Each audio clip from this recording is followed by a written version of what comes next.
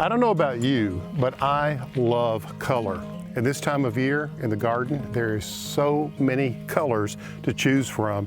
It's really exciting. But color can also be a little daunting. And particularly if you're trying to work through a particular color scheme and you want to create harmony. So what I thought I would do is just start with a simple bed and talk about some of the perennials and shrubs, the mainstays that I've used in this bed, and some of my thinking with regard to color theory. If you've ever been to Moss Mountain Farm, you know that we have this Greek Revival farmhouse, which is butter yellow, and you've got all the trim that's white. And then the shutters are green, and that's pretty much it. A very simple composition. So here next to the house, I thought, well, hey, I've got this hedge, it's green, that serves as a canvas, if you will, to paint a color palette onto a picture. And that's what we've done here. If we start in the back, you can see this magnificent hydrangea, this Annabelle, which is extraordinary. Look at the size of the blooms on her.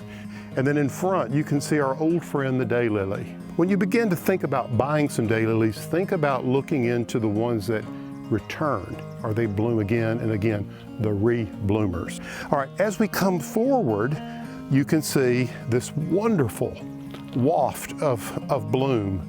This is one of my favorite flowers. This is Goura. Now, Goura is a North American native, and it is really a stunner. It's a see-through plant. You can look through and see other flowers through it.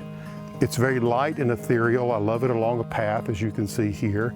And in this case, this variety is white, so it works with our theme of yellow and white and green, yellow, white, and green here, keeping it very, very simple. And then along this edge, you can see I've got a bed here that I'm just getting ready to work on. I brought along some compost that I'm going to work into the soil. And here I'm going to plant some Lantana. Now this is one that is really quite beautiful.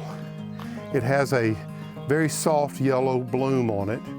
We got this color of yellow, we have that color of yellow, we have this very pale color of yellow, and that mixture of colors really, I think, adds so much in a very subtle way, but it's powerful. Powerful, yet subtle. Well, I hope this gives you some ideas about how to take on a bed.